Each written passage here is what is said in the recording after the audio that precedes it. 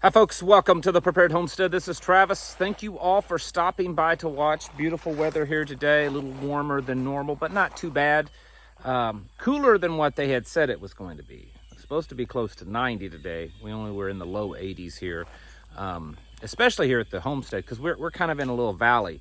So it's always a degree or two, at least 1 to 3 degrees cooler than the average, because we got this nice spring-fed creek here in this valley and lots of springs. Pretty much every property around here has them, so it keeps us, I think, just a little cooler. But anyways, it's Friday, and you know what that means. Yes, tomorrow's a day of rest for many of us, but it's also the weekend is coming upon us, and who knows what that means. It's here lately. It's just it's craziness left and right, And so who knows what's going to happen this weekend? Maybe nothing. Could be a nice, calm, and peaceful weekend. But if it's anything like what we've had here lately, it's probably not going to be the case. So I'm not going to talk specifically about too much in the news today. There's a whole lot of stuff. I'm seeing more back and forth online. And we're talking amongst kind of the conservative, patriot kind of people about what really is going on in North Carolina, South Carolina, Tennessee and stuff. I'm seeing reports from pretty solid, verifiable reports of people on the ground. They can prove that they're on the ground.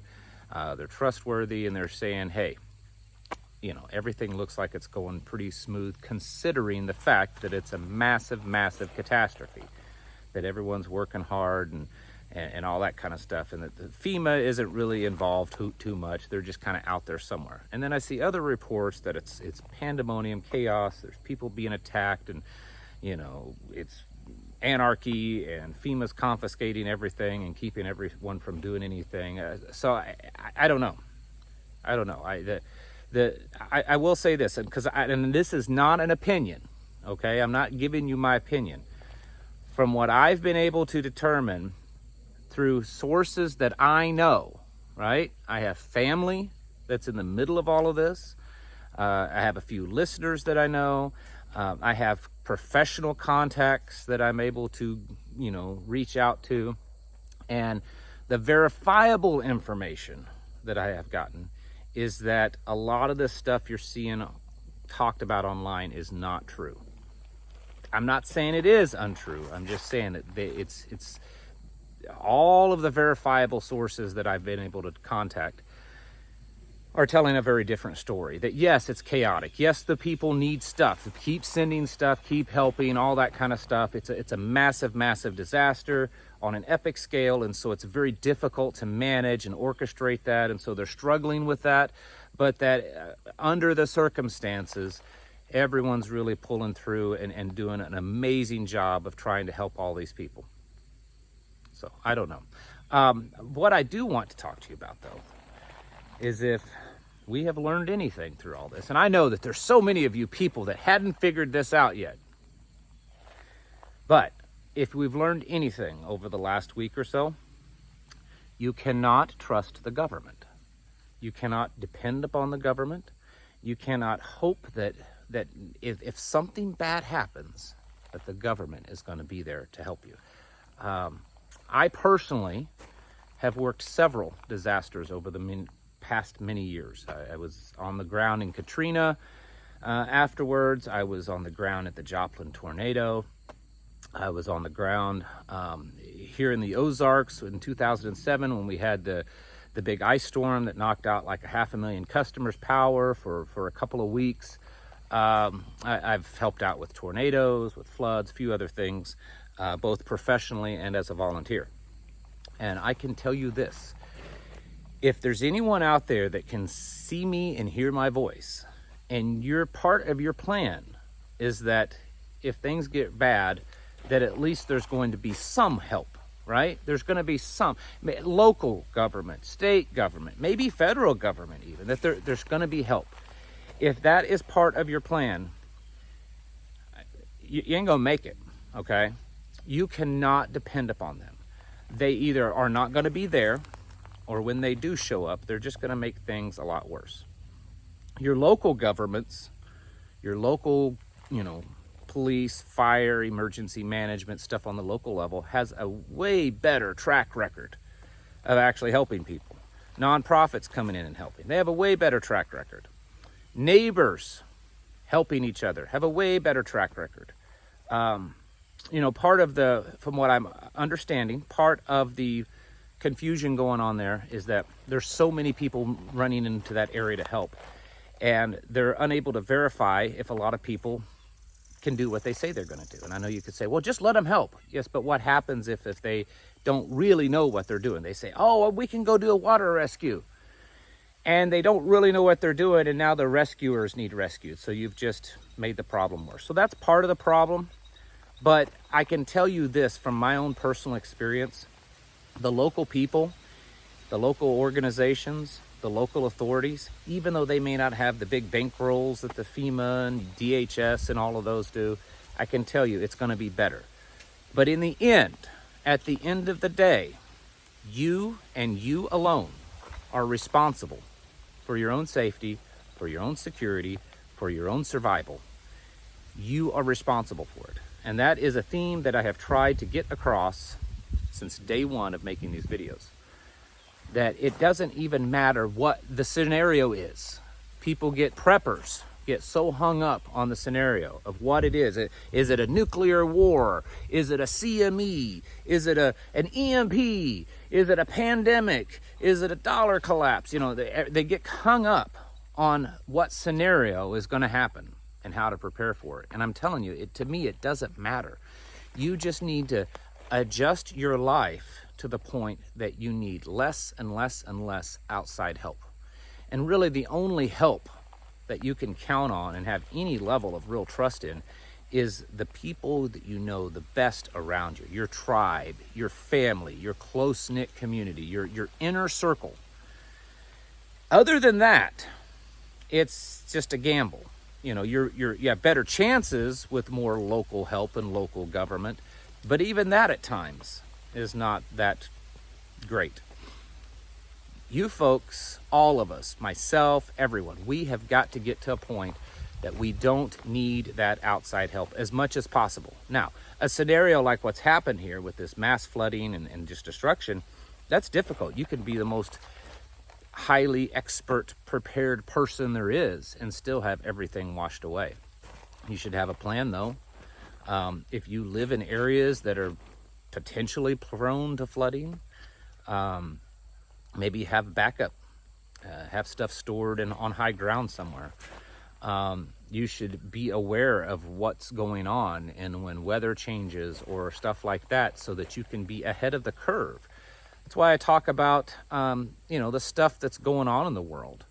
A lot of you say, oh, it's too much. We shouldn't be worrying about it. We shouldn't pay attention. I tell you this stuff so that it's possible that you can stay ahead of the curve. So if, let's say that there was some big violent thing happen or an attack or a pandemic or whatever to where people would panic and go crazy, if you can have enough information, you might be able to, if you're smart enough, to make your move before everyone else does so that you can stay ahead of the curve, whether it's bugging out, bugging in, stocking up, whatever it is. Same way with the weather. If you know how to read it, this whole storm when it was coming, myself, I saw many of our local meteorologists, I saw people all online, professionals, everyone were saying, this hurricane is different, folks. This is serious. This hurricane is looking like it's going to be an extremely destructive hurricane. I was contacting the people that I know personally in those areas, because I know people in North and South Carolina and Eastern Tennessee. And I said, hey, this is not your typical. It just doesn't look like it. You need to be stocking up. And those people, they listened, and they ended up doing pretty good for themselves. Paying attention to that kind of stuff, watching it so that you can stay ahead of the curve, whether it's weather, natural, human-made, whatever, disasters. And then just staying in a lifestyle that keeps you from being dependent upon a system, any system, the supply chain, the electrical grid, the political, the healthcare, the law enforcement that offers security, the fire system, whatever it is. Whatever it is, try to live in a way that you are not dependent upon those systems. And yes, it's difficult for one person or one family to do it, which is exactly why for years now I have promoted and pushed you people to the point of annoyance that you need to have a tribe, you need to have a mag, you need to have a small community, whatever you want to call it. I don't care what name or title you put on it. You need to have that, because in times like what we're seeing happen, east of where I'm at, having a little group of people to kind of pull together and make it through it is going to make it a whole lot better. This is a perfect example. It's sad and it's tragic that lives have been lost, that property's been destroyed, that really the future of that area is really up in jeopardy. There's been so much destruction, so much land that's just gone, and all kinds of stuff. Well, who knows how it's going to be? I mean, they'll probably be bringing truckloads of illegals in at some point so that they can help rebuild the area. I mean, that's just something I kind of made up, but I think that there's a good chance of it. Anyways, but it's bad, and it's sad that we have to go through these tragedies like this for us to realize how dependent we still are on the system. And we all are. I mean, every one of us are dependent upon the system at some level. The point is that we should try with intensity, with a very serious, focused intensity, to live a life, or to get to a point, or to at least be able to have it as a contingency to not need those things. I've used many examples here on our homestead.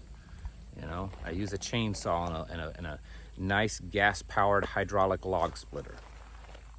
But if I can't get gasoline or parts for those things, what am I going to do? Well, I have a backup. I have the capability, and occasionally we practice on it, of taking trees down and cutting them up in a manual way. Something as simple as doing laundry, I mean, maybe you have a washer and dryer. There's nothing wrong with that. But do you have a way to clean your clothes without that washer and dryer? That's the point that I'm not telling you need to go live like the Amish or even more primitive right now. I'm telling you need to have the ability that when the switch gets flipped off, that you can survive. And that is what I have been talking about for years on this channel. And I know that many of you have listened, and you've done everything you can and are still working to get to the point that you are that level of self-sufficient. The rest of you need to kick it in gear, because time is ticking away very rapidly. And there may not be that much more time before it's too late. It's too late to prepare. It's too late to do all these things. You can't do it, because you're now in full-on survival mode.